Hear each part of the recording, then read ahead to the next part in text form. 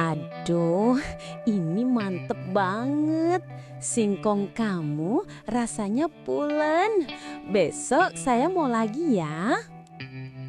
Sebelum lanjut ke dalam ceritanya, seperti biasa absen dulu di komentar ya. Dari daerah mana kamu berasal dan jam berapa kamu nonton video ini. Oke, kita langsung saja mulai ke cerita lengkapnya. Namanya Yanti, usianya sudah 45 tahun. Wajahnya selalu terawat, penampilannya mahal. Suami Yanti memang pengusaha sukses. Uang bukan masalah. Rumah besar, mobil mewah, semua ada. Tapi begitulah, suami Yanti, sebut saja Pak Danang, sangat sibuk. Pagi ketemu pagi, yang ada di pikirannya cuma bisnis, proyek, dan klien. Istri di rumah jadi seperti pajangan saja. Yanti sebenarnya tidak butuh lagi perhiasan atau tas garu.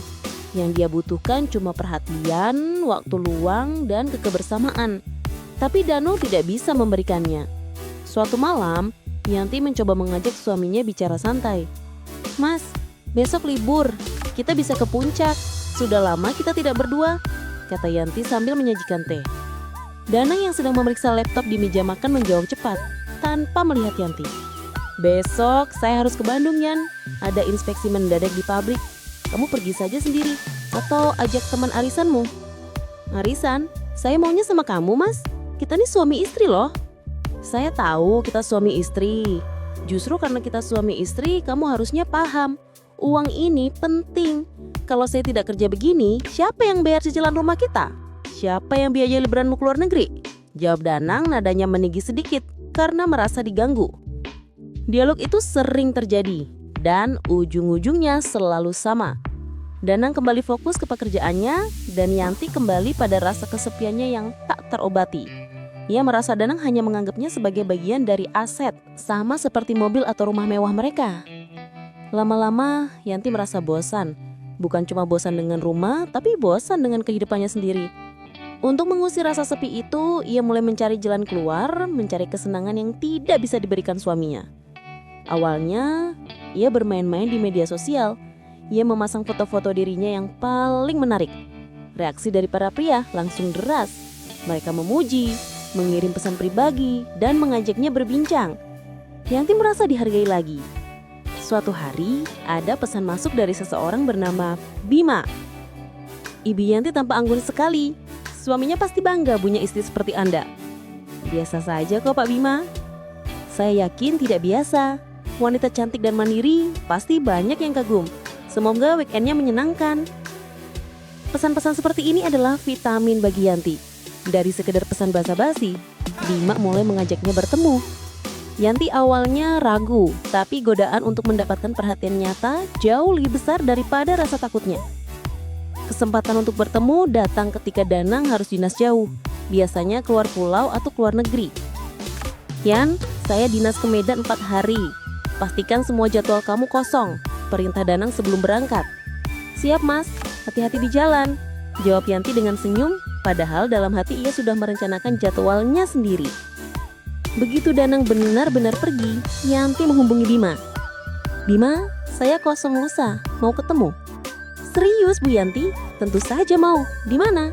jawab Bima antusias. Pertemuan mereka sangat tertutup di sebuah hotel di luar kota. Pertemuan itu bukan hanya sekedar makan malam. Bima memperlakukannya seperti ratu, mendengarkan semua ceritanya dan memberikan perhatian yang sudah lama ia tidak rasakan dari suaminya. "Kenapa ibu mau melakukan ini?" tanya Bima suatu pagi di villa mewah yang mereka sewa. Yanti menatap Bima. "Kenapa kamu tanya? Coba lihat. Suamiku hanya memberiku ATM bukan waktu. Dia memberiku rumah tapi tidak memberiku rasa nyaman. Aku hanya butuh seseorang yang melihatku Bima, bukan hanya melihat rekeningku." "Saya melihat ibu dan saya kagum. Ibu sangat hebat," balas Bima memegang tangannya erat. Yanti sering melakukan ini. Berganti-ganti pria, mencari pelarian, menginap di hotel atau liburan ke villa mewah saat suaminya pergi. Semua pria itu hanya sementara, hanya sekadar tambalan luka. Bagi Yanti, ini adalah kompensasi. Jika suaminya memilih pekerjaan dan meninggalkannya dalam kesepian, maka ia memilih kebersamaan dari pria lain untuk membuatnya tetap waras. Ia hidup dalam dua dunia. Dunia istri pengusaha kaya yang bersempurna dan dunia rahasia di mana ia menjadi wanita yang bebas mencari perhatian. Perilaku Yanti yang suka mencari pelarian di luar tidak muncul tiba-tiba. Itu bukan sekadar mencari kesenangan. Ada akar masalah yang jauh lebih dalam dan akar itu tertanam sejak hari pertama pernikahannya dengan Danang. Yanti tidak pernah mencintai suaminya. Pernikahan mereka terjadi karena Danang adalah anak rekan bisnis ayah Yanti. Ini murni perjodohan. Kamu harus menikah dengan Danang, Yan. Dia punya masa depan yang jelas, bisnisnya besar, kamu akan terjamin, kata ayah Yanti belasan tahun lalu. Yanti mencoba menolak. Tapi ya, saya tidak cinta dia. Saya sudah punya pacar ya. Kami sudah berencana menikah. Ayahnya membalas tegas. Cinta itu urusan belakangan. Danang itu mapan. Pacarmu itu kerja saja belum jelas. Cinta tidak bisa memberimu rumah semewah ini. Tekanan dari keluarga sangat kuat. Yanti yang saat itu masih muda, tidak punya kekuatan untuk melawan kehendak orang tuanya yang ingin menjamin masa depannya secara materi. Akhirnya, ia terpaksa mengiyakan, mengubur perasaannya dalam-dalam. Ia menikahi kemapanan, tapi bukan kebahagiaan. Jauh di lubuk hatinya, satu nama selalu ia ingat. Rian. Rian adalah mantan pacar Yanti, cinta pertamanya yang sangat ia cintai. Rian bukan dari keluarga berada, tapi Rian tulus, hangat, dan selalu punya waktu untuk Yanti. Di mata orang tua Yanti, Rian hanya penghalang menuju kekayaan. Setelah saya menikah, kamu harus menjauh, Rian. Orang tua saya tidak akan membiarkan kita bertemu lagi, kata Yanti kepada Rian dalam pertemuan terakhir mereka sebelum Yanti resmi dinikahi Danang. Rian hanya bisa diam, wajahnya penuh kekecewaan. Kamu benar-benar memilih uang daripada saya, Yan? Bukan saya yang memilih, Rian. Tapi saya tidak bisa melawan orang tua saya. Saya minta maaf, jawab Yanti, air mata membasahi pipinya. Setelah itu, Rian benar-benar menghilang. Yanti mencoba mencari, tapi tidak pernah berhasil menemukan keberadaannya. Rian seperti lenyap di telan bumi, mungkin karena benar-benar ingin melupakan Yanti. Atau mungkin pindah ke kota lain. Yanti hanya bisa menyimpan kenangan itu. Sepanjang tahun pernikahan dengan Danang, Yanti hidup seperti boneka. Danang memang memberikan segalanya, tapi tidak pernah memberi dia kasih sayang yang tulus, persis seperti apa yang ditakutkan Yanti. Mas, bisakah kita malam ini nonton film di rumah berdua saja, tidak usah bahas pekerjaan? Pinta Yanti berharap Danang meluangkan waktu. Danang yang sedang memasang dasi hanya menjawab acuh tak acuh. Loh, kan ada pembantu di rumah, ada supir. Kamu mau nonton film apa? Biar saya suruh mereka siapkan popcorn. Yanti merasa terpukul. Ia sadar Danang tidak pernah mengerti. Bagi Danang, segala masalah bisa diatasi dengan menyuruh orang lain atau dengan uang.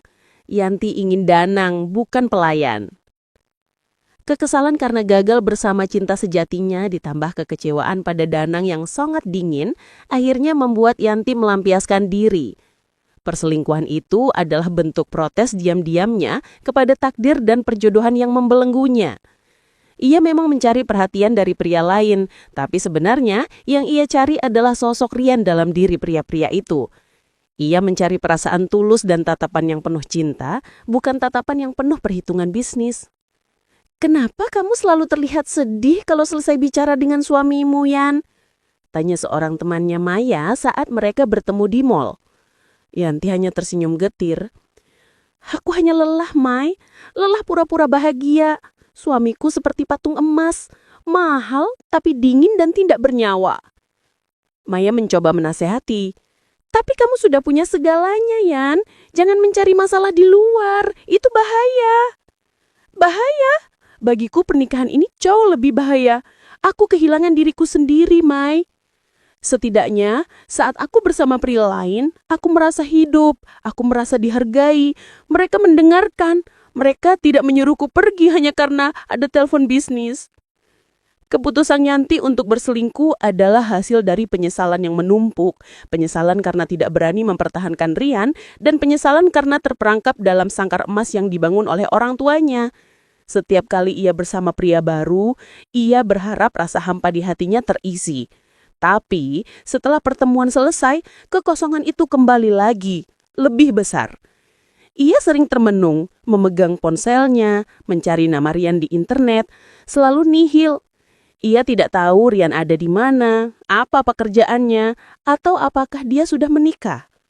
Satu-satunya hal yang ia tahu adalah kenangan tentang Rian adalah satu-satunya hal nyata dan tulus yang ia miliki dalam kehidupan pernikahan yang palsu ini. Melalui perselingkuhan, Yanti seolah balas dendam pada suaminya dan takdir. Kalau suamiku saja tidak peduli, kenapa aku harus setia? Pikirnya. Itulah yang membenarkan setiap tindakannya. Setiap kali ia mencari pria baru untuk mengisi kekosongan yang seharusnya menjadi hak Rian. Ia tidak mencintai para selingkuhannya. Ia hanya mencintai perasaan dicintai yang mereka berikan. Perasaan itu, sayangnya, bukan berasal dari suaminya yang sah. Tapi, takdir punya rencana lain. Suatu sore, Yanti sedang menunggu mobilnya dicuci di sebuah car wash yang agak sepi. Tiba-tiba, ia melihat seorang pria yang wajahnya sangat familiar. Pria itu tampak sedang kebingungan, membawa map usang dan terlihat lelah. Yanti memandangi pria itu lama, jantungnya langsung berdebar. Itu Rian. Meskipun sudah bertahun-tahun berlalu dan Rian terlihat lebih tua dan sedikit kuyu, Yanti tidak mungkin salah. Itulah mata yang dulu selalu menatapnya dengan penuh cinta. Yanti segera menghampiri. Rian? Pria itu menoleh, matanya membulat terkejut melihat Yanti yang berdiri di hadapannya dengan penampilan yang jauh lebih mewah dan terawat. Yanti? Ya ampun, ini benar kamu? Tanya Rian, suaranya terdengar ragu. Iya, ini aku. Lama sekali kita tidak bertemu. Kamu kemana saja? Aku coba cari kamu tapi tidak pernah ketemu. Ujar Yanti mencoba menahan emosinya. Mereka akhirnya duduk dan berbicara. Obrolan mereka langsung ke inti. Rian menceritakan bahwa ia sudah bercerai 3 tahun lalu dan sekarang menjadi duda. Ia juga mengaku sedang kesulitan mencari pekerjaan tetap.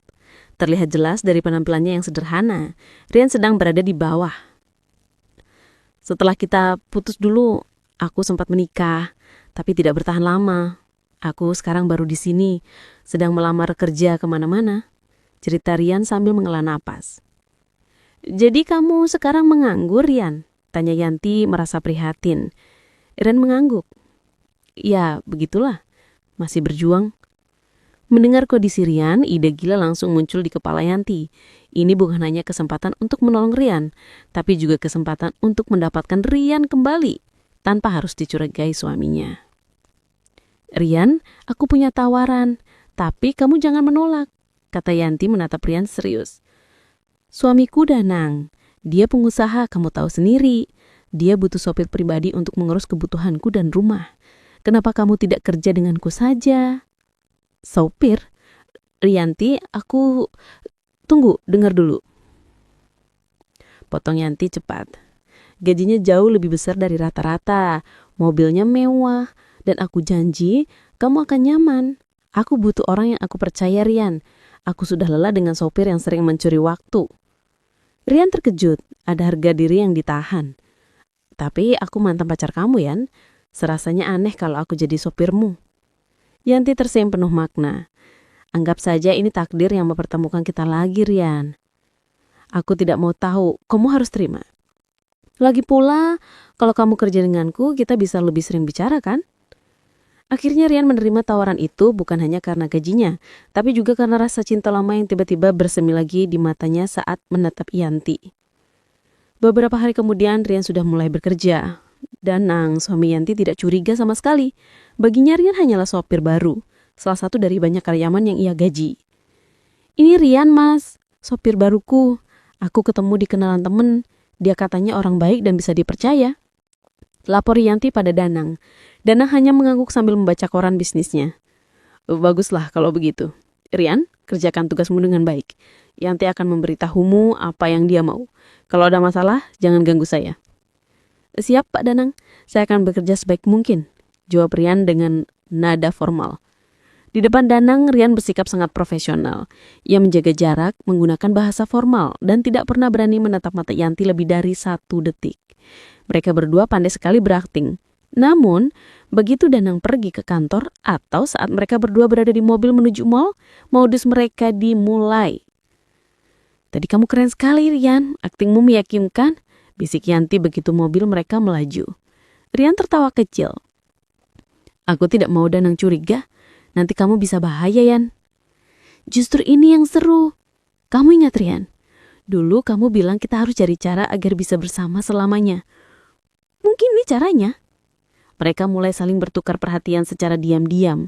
Di saat Danang sibuk bekerja, Yanti sering memanggil Rian ke dalam rumah hanya untuk menemaninya minum kopi dan ngobrol dari hati ke hati. Kamu masih suka kopi tanpa gula, Yan, kan? Tanya Rian suatu siang saat ia menyajikan kopi. Kamu masih ingat? Itu sudah puluhan tahun, Rian. Jawab Yanti, matanya berkaca-kaca. Bagaimana aku bisa lupa? Aku tidak pernah melupakanmu, kata Rian. Momen-momen seperti ini yang seharusnya dilakukan oleh suami istri, kini dilakukan Yanti dan Rian di bawah hidung Danang. Rian mengisi kekosongan Yanti dengan perhatian tulus, sementara Yanti mengisi dompet Rian dan memberikan harapan baru. Modus sopir ini benar-benar berjalan mulus, dan cinta lama itu kini berubah menjadi cinta yang penuh resiko. Setelah Rian resmi bekerja sebagai sopir, kehidupan Yanti berubah total. Suaminya Danang memang tidak pernah berubah. Danang tetap Danang yang gila kerja. Setiap pagi, Danang sudah sibuk dengan ponsel dan laptopnya. Setelah sarapan singkat, ia pergi ke kantor, seringkali sampai larut malam. Kalaupun ada di rumah, ia akan menghabiskan waktu di ruang kerjanya, tak terjamah. Mas, akhir pekan ini kamu benar-benar tidak ada waktu luang sedikit pun? Tanya Yanti suatu hari. Sebelum Danang berangkat, saya harus ke Jakarta, Yan. Urusan besar. Kamu jangan khawatir. Sopir barumu, Rian kan ada. Kalau kamu mau pergi ke salon atau arisan, suruh saja dia antar. Jawab Danang sambil memakai jas. Sikapnya dingin, seolah menyerahkan tugas membahagiakan istri kepada sopir. Danang tidak tahu. Dengan menyibukkan diri seperti itu, dia justru memberikan kebebasan penuh kepada Yanti dan Rian untuk membangun dunia rahasia mereka sendiri di bawah atap rumah mewahnya. Setiap kali Danang pergi, rumah besar itu terasa seperti milik Yanti dan Rian sepenuhnya.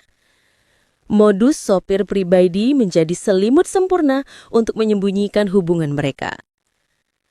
Pekerjaan Rian sebenarnya ringan. Mengantar Yanti belanja, ke salon, atau sekedar urusan rumah tangga. Tapi waktu luang mereka jauh lebih banyak. Rian, tolong buatkan aku kopi lagi ya. Bawa ke ruang tengah. Pinta Yanti meskipun ada ART yang bisa melakukan pekerjaan itu. Rian tahu itu hanya alasan. Ia datang ke ruang tengah, menyerahkan kopi, dan duduk di sofa yang agak jauh. Kenapa duduk jauh sekali? Memangnya aku nyonya yang menakutkan? Goda Yanti. Rian tersenyum, lalu pindah duduk ke sofa di seberang Yanti. Aku hanya profesional, Yan. Aku ini sopirmu sekarang. Oh ya? Lalu sopir mana yang berani menatap majikannya seperti itu? Balas Yanti, membiarkan matanya bertemu dengan mata Rian, menahan rindu yang sudah puluhan tahun mereka pendam. Obrolan mereka selalu mengalir, penuh tawa dan godaan yang terselubung. Mereka tidak lagi berbicara tentang pekerjaan. Mereka membahas masa lalu mereka, janji-janji yang pernah terucap, tinangan konyol saat remaja, dan bagaimana nasib seolah mempermainkan mereka. Dulu, kamu sering merengek kalau aku lupa bawa makan kamu martabak manis. Kenang Rian. Itu karena kamu tahu, aku paling suka martabak manis. Kamu jahil sekali, kata Yanti tertawa lepas. Tawa yang sangat jarang terdengar sejak ia menikah dengan Danang. Rian dan Yanti sering menghabiskan waktu berdua di ruang nonton pribadi, memutar film lama kesukaan mereka sambil duduk berdekatan. Jika ada ART atau satpam yang melintas, mereka akan segera mengubah posisi duduk dan pura-pura sedang membahas jadwal belanja. Saat Danang menelpon, Rian harus segera menghilang, kembali ke posisinya di pos keamanan atau di ruang belakang. Mas, iya, aku ada di rumah. Seharian ini aku hanya santai. Rian sedang membersihkan mobil, kata Yanti kepada Danang, berbohong dengan sangat mulus. Setelah telepon ditutup, Yanti langsung memanggil Rian kembali. Aman, dia masih lama di sana. Ayo, temani aku lagi. Yanti sering bermanja-manjaan, menyandarkan kepalanya di bahu Rian. Aku tidak percaya kita ada di sini sekarang, Yan. Setelah semua yang terjadi, bisik Rian kepada Yanti. Aku juga tidak percaya, Rian. Tapi inilah yang aku butuhkan. Aku merasa hidup lagi. Kamu mengisi semua yang tidak bisa diisi oleh kekayaan Danang, jawab Yanti tulus. Gairah hidup Yanti benar-benar kembali. Hari-hari yang dulu terasa monoton, kini selalu diisi dengan antisipasi. Ia bangun pagi dengan semangat, menanti momen bisa berdua dengan Rian. Senyumnya lebih sering dan ia tidak perlu lagi mencari pelarian dari pria asing. Rian adalah pelarian permanennya. Kini hati Yanti sudah sepenuhnya berpindah ke Rian, cinta pertamanya yang kembali. Rumah itu tetap milik Danang, tapi hati Yanti dan waktu berharga mereka adalah milik Rian. Hubungan Yanti dan Rian sudah semakin dalam. Mereka menikmati setiap detik kebebasan saat Danang sibuk. Namun, menghabiskan waktu hanya di rumah besar itu, meskipun mewah, lama-lama terasa membosankan. Mereka membutuhkan pelarian yang lebih jauh dari jangkauan siapapun. Kesempatan itu datang lagi. Danang mengumumkan bahwa ia harus dinas ke luar negeri selama 5 hari. Yan, saya ke Tokyo, 5 hari. Semua sudah saya atur. Kamu bisa hubungi sekretaris saya kalau ada perlu mendesak, kata Danang, memasukkan paspor ke dalam tasnya. Yanti melihat itu sebagai kode alam. 5 hari? Cukup lama, Mas. Hati-hati di sana, jawab Yanti sambil menahan senyum puasnya. Begitu Danang benar-benar lepas landas, Yanti langsung menghubungi Rian. Rian, kamu dengarkan, 5 hari kita bebas, bisik Yanti melalui telepon. Iya Yan, saya sudah dengar. Jadi rencana kita? Tanya Rian, suaranya terdengar antusias. Bali, kita ke Bali. Aku sudah pesan villa di Seminyak yang paling nyaman. 3 hari saja cukup. Besok pagi kita berangkat, putus Yanti. Ia merencanakan liburan ini dengan sangat rahasia, menggunakan kartu kredit pribadinya yang tidak pernah diperiksa Danang. Rian sempat ragu. Bali, itu terlalu beresiko, Yan. Bagaimana kalau kita bertemu orang yang mengenal Danang? Kita tidak akan bertemu siapa-siapa. Kita akan jadi orang lain di sana, Rian. Kita pantas mendapatkan waktu ini. Aku bosan pura-pura di rumah ini. Aku ingin kita seperti pasangan normal, setidaknya untuk 3 hari, bujuk Yanti. Mendengar permohonan tulus Yanti, Rian tak bisa menolak. Keesokan paginya mereka berangkat. Rian yang biasanya mengemudi mobil mewah Yanti, kali ini duduk di samping Yanti di pesawat. Untuk pertama kalinya setelah puluhan tahun, mereka bepergian seperti sepasang kekasih sungguhan. Setibanya di Bali, mereka langsung menuju villa mewah pribadi dengan kolam renang. Villa itu terasa seperti surga. Di Bali, mereka hidup layaknya pasangan yang sedang berbulan madu. Mereka tidak lagi dibatasi oleh dinding rumah Danang atau oleh ketakutan ketahuan oleh para ART. Aku merasa seperti umur 20 tahun lagi, Rian, kata Yanti saat mereka berjalan santai di tepi pantai, berpegangan tangan tanpa peduli tatapan orang. Aku juga, Yan. Kamu tidak berubah. Kamu tetap cantik dan ceria seperti yang aku ingat. Balas Rian mengencangkan genggaman tangannya. Mereka menghabiskan waktu dengan berkeliling, menikmati makan malam romantis di restoran tepi laut, dan berbelanja bersama. Yanti membelikan Rian beberapa pakaian baru. Ini hadiah Rian, anggap saja ini untuk merayakan kita yang bertemu lagi, kata Yanti sambil memberikan sebuah kemeja mahal. Terima kasih, Yan. Tapi aku merasa tidak enak. Kamu sudah terlalu banyak memberiku, ujar Rian. Yanti menggeleng. Kamu memberiku sesuatu yang jauh lebih mahal dari semua ini. Kamu memberiku kebahagiaan dan waktu. Danang tidak akan pernah bisa membelinya. Di villa, mereka menghabiskan berjam-jam hanya untuk mengobrol dan melepaskan rindu. Mereka berbagi rencana masa depan, berbicara tentang bagaimana seharusnya kehidupan mereka jika orang tua Yanti tidak ikut campur dulu. Semua itu penuh dengan janji dan harapan. Setelah ini, aku tidak mau ada pria lagi, Rian. Cukup kamu. Kamu yang aku cari selama ini. Janji Yanti menatap Rian dalam. Aku juga, Yan. Aku akan pastikan kamu bahagia. Aku tidak akan pernah meninggalkanmu lagi. Rian meyakinkan. Selama 3 hari itu, dunia seakan milik mereka berdua saja. Mereka benar-benar merasakan indahnya cinta yang tulus. Jauh dari urusan bisnis dan uang. Namun, liburan singkat itu harus berakhir. Saatnya kembali ke Jakarta. Kembali ke peran masing-masing, dan kembali ke rumah besar Danang yang penuh kebohongan. Di perjalanan pulang, Yanti hanya diam bersandar di bahu Rian di dalam mobil. Apa yang harus kita lakukan sekarang, Rian? Aku tidak mau kita kembali seperti dulu, bisiknya. Kita akan cari jalan keluar, Rian. Kita tidak akan menyerah, jawab Rian tegas. Kata-kata Rian itu memberikan kekuatan pada Yanti dan janji untuk mengakhiri drama pernikahan yang sudah lama ia jalani. Yanti dan Rian kembali dari Bali dengan hati yang mantap. Mereka sudah sepakat. Drama pura-pura ini harus segera diakhiri. Yanti berencana mencari waktu yang tepat untuk bicara serius dengan Danang tentang perceraian. Ia merasa sudah terlalu lama hidup dalam kebohongan. Beberapa hari setelah kepulangan mereka, Danang juga pulang dari perjalanan dinasnya di Tokyo. Saya sudah pulang, Yan. Ada oleh-oleh untukmu, kata Danang, menyerahkan tas belanja bermerek kepada Yanti. Yanti menerima tas itu, tapi perasaannya hambar. Terima kasih, Mas. Bagaimana perjalanan bisnisnya? Lancar, sangat lancar, jawab Danang tanpa menatap mata Yanti. Langsung sibuk memeriksa email di ponselnya. Yanti memutuskan, ini waktunya. Ia akan bicara setelah makan malam. Tapi takdir punya kejutan yang jauh lebih besar. Malam itu Yanti ingin memasak makanan kesukaan Danang sebagai pembuka pembicaraan yang sulit.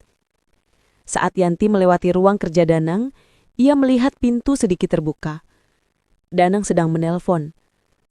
Yanti bermaksud memanggilnya untuk makan malam. Namun, kalimat yang diucapkan Danang membuat langkah Yanti terhenti. Besok pagi aku akan transfer uangnya, sayang. Pastikan kamu sudah pesan tiket ke Jogja. Jangan khawatir, Yanti tidak akan curiga. Ujar Danang, suaranya pelan dan penuh kehangatan yang tidak pernah ditunjukkannya pada Yanti. Yanti membeku. Jantungnya berdebar kencang. Tapi bukan karena cemburu, melainkan karena plot twist yang luar biasa ini. Danang ternyata juga punya rahasia. Yanti menenangkan diri. Lalu ia masuk ke kamar kerja. Mas, makan malam sudah siap, katanya berpura-pura tidak mendengar apa-apa. Danang langsung menutup teleponnya. Oh, iya, sudah siap? Siap. Tadi kamu bicara dengan siapa, Mas? Kok senyum-senyum begitu? Tanya Yanti, nadanya dibuat santai. Danang dengan cepat menjawab. Oh, ini klien baru dari Surabaya. Agak cerewet orangnya, tapi potensinya bagus. Yanti tidak percaya, tapi ia diam saja. Kesempatan ada di tangan Yanti sekarang. Ia tidak perlu lagi mencari alasan yang sulit untuk bercerai. Pengkhianatan Danang adalah jalan keluar terbaiknya. Yanti lantas menyuruh Rian untuk memantau pergerakan Danang. Rian, aku tahu Mas Danang sedang selingkuh. Besok dia akan ke Jogja. Kamu harus ikut dia diam-diam. Bawa bukti foto sedetail mungkin. Perintah Yanti pada Rian yang terkejut mendengarnya. Rian bertanya, kamu tidak marah, Yan? Marah? Tidak. Aku malah bersyukur. Dia sendiri yang memberiku jalan keluar. Aku butuh bukti untuk menggugat cerai, Rian, jawab Yanti tegas. Keesokan harinya, Danang pergi dengan alasan dinas mendadak. Tak lama Rian menyusul. Sore harinya Rian kembali ke rumah dengan sebuah flash disk di tangan. Rian menyerahkan flash disk itu kepada Yanti. Ini semua buktinya, Yan. Foto Danang sedang makan malam dan berduaan dengan wanita lain di lobi hotel, bahkan di sebuah kafe. Mereka terlihat sangat mesra. Yanti melihat semua foto itu tanpa rasa sakit, karena hatinya memang sudah tidak ada untuk Danang. Malam itu juga, tanpa pikir panjang, Yanti menghubungi pengacaranya. "Saya mau gugat cerai suami saya, Pak. Saya punya bukti perselingkuhan yang kuat. Saya ingin selesai secepatnya," kata Yanti melalui telepon. Keputusan Yanti sangat cepat. 2 minggu kemudian surat gugatan cerai resmi didaftarkan. Danang sempat terkejut, mencoba membujuk Yanti, bahkan mengancam akan membalikan bukti. "Kamu pikir saya tidak tahu, Yan? Kamu juga selingkuh dengan supir kita. Kamu yang memulai," seru Danang saat mereka bertemu di kantor pengacara. Yanti membalas tenang. "Saya tidak akan membantah, tapi saya punya bukti, Mas. Dan ingat, kamu yang pertama kali mengabaikanku. Lagi pula, kamu sudah memberikan apa yang saya butuhkan, kebebasan. Mari kita akhiri saja drama ini." Melihat bukti perselingkuhan dirinya yang tak terbantahkan dan melihat ketegasan Yanti yang tak gentan, Danang akhirnya menyerah. Proses perceraian mereka berjalan cepat dan disetujui. Setelah resmi bercerai, Yanti tidak menunggu lama. Ia segera menghubungi kedua orang tuanya. "Yah, Bu, saya sudah resmi bercerai dengan Danang," lapor Yanti. Orang tuanya yang mendengar kabar itu terkejut. "Kenapa, Yan? Danang pengusaha kaya. Kamu mau hidup dari mana?" tanya ayahnya panik. Yanti menjelaskan semua yang terjadi, termasuk tentang Danang yang juga berselingkuh. Ia menutup ceritanya dengan pengakuan. "Saya akan menikah lagi ya, Bu, dengan Rian, mantan saya dulu." Kali ini, orang tua Yanti sudah lelah. Mereka melihat Yanti yang sudah dewasa dan melihat kegagalan perjodohan mereka yang dulu. Ayah Yanti menghela napas panjang. "Baiklah, Yan, ayah sudah lelah. Dulu kami paksa kamu demi uang, tapi ternyata uang tidak bisa membeli kebahagiaan. Sekarang ini hidupmu, kamu yang memutuskan. Kami serahkan semua keputusan padamu," kata ayahnya. Suaranya kini terdengar pasrah dan tulus. Yanti lega. Kini tidak ada lagi penghalang. Ia sudah bebas dan siap memulai lembaran baru dengan cinta sejatinya, Rian. Mereka segera merencanakan pernikahan sederhana, tidak mewah tapi penuh makna. Setelah melalui badai perceraian yang cepat, Yanti merasa seperti terlahir kembali.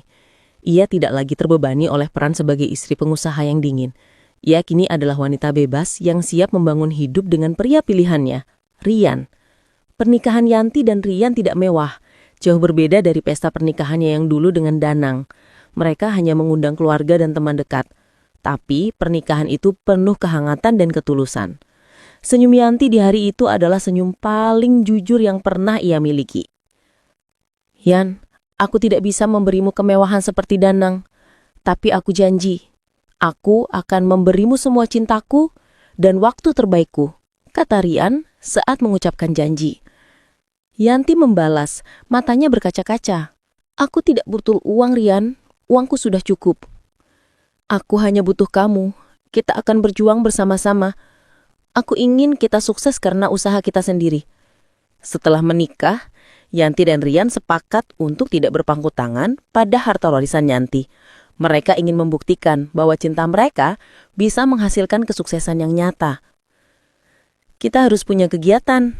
Aku tidak mau hanya jadi ibu rumah tangga saja," usul Yanti suatu pagi. "Kamu mau usaha apa, Yan? Aku siap membantu. Aku akan jadi sopir kuli panggul. Aku lakukan apa saja," jawab Rian penuh semangat. Yanti punya ide. Selama ini ia sering belanja baju bagus secara daring. Ia melihat peluang di pasar e-commerce. "Aku mau kita bikin usaha fashion, kaos, bikin desain yang unik dan jual di platform online seperti Shopee. Bagaimana?" Rian yang selama ini menganggur dan hanya mengandalkan Yanti langsung tertarik. "Itu ide bagus. Kita bisa mulai kecil-kecilan dulu. Aku akan bantu urusan produksi dan pengiriman." Mereka mulai dengan modal seadanya dari tabungan Yanti. Yanti yang merancang desain dan strategi pemasaran, sementara Rian bertanggung jawab mengurus produksi dengan mencari konveksi terbaik dan memastikan kualitas barang. "Rian, aku tidak suka jahitan di sini. Kita harus pastikan kualitasnya premium, meskipun harganya terjangkau. Kalau kita mau viral, barang kita harus bagus," kritik Yanti saat mengecek sampel pertama. "Siap, Yan. Aku akan tegas ke konveksi. Kita harus buat pelanggan puas, jawab Rian. Usaha mereka yang diberi nama Cinta Sejati Project itu ternyata berkembang pesat. Dalam hitungan bulan, pesanan membludak. Desain kaos yang simpel tapi unik ditambah pelayanan Rian yang ramah dalam mengurus pengiriman membuat toko online mereka menjadi favorit. Yanti dan Rian kini bekerja berdampingan, bukan sebagai majikan dan supir, tapi sebagai rekan bisnis dan suami istri. Mereka menemukan kebahagiaan dalam setiap proses, dari memikirkan desain baru hingga mengemas paket bersama hingga larut malam. Lihat ini Rian, hari ini kita dapat order 500 kaos. Kita sukses, seru Yanti watanya berbinar melihat laporan penjualan di laptop. Rian memeluk Yanti dari belakang. Ini semua berkat kamu Yan, dan berkat cinta kita. Kalau kita bekerja dengan hati, hasilnya pasti baik. Kesuksesan mereka menjadi pembuktian yang telak. Suatu hari, Yanti mengunjungi orang tuanya. Ia membawakan hasil produksi kaos mereka. "Yah, Bu, ini hasil usaha saya dan Rian. Kami sudah bisa beli ruko baru untuk kantor," kata Yanti bangga. Ayah Yanti menatap Yanti dengan rasa haru. Ayah tidak menyangka, Yan. Dulu, ayah pikir uang dan perjodohan adalah segalanya. Ternyata ayah salah. Iya, Ayah. Pernikahan saya dengan Danang hanya mengajarkan saya bahwa kekayaan tidak bisa menutupi kehampaan. Itu berakhir dengan perselingkuhan, karena sejak awal tidak ada cinta. Sedangkan hidup dengan Rian, pria pilihan saya sendiri, membuktikan bahwa saya bisa bahagia, saya bisa dihargai, dan saya bisa sukses. Uang yang kami hasilkan ini jauh lebih manis karena ini hasil keringat kami berdua, bukan warisan atau hasil perjodohan yang dipaksakan, tutup Yanti. Orang tuanya kini benar-benar mendukung, bahagia melihat senyum tulus di wajah Yanti. Yanti telah menutup kisah pahit masa lalu dan membuka lembaran baru yang cerah. Ia telah membuktikan bahwa meskipun jalannya berliku dan penuh pengkhianatan, kebahagiaan sejati ada pada keberanian untuk memilih dan membangun hidup dari awal bersama cinta sejatinya.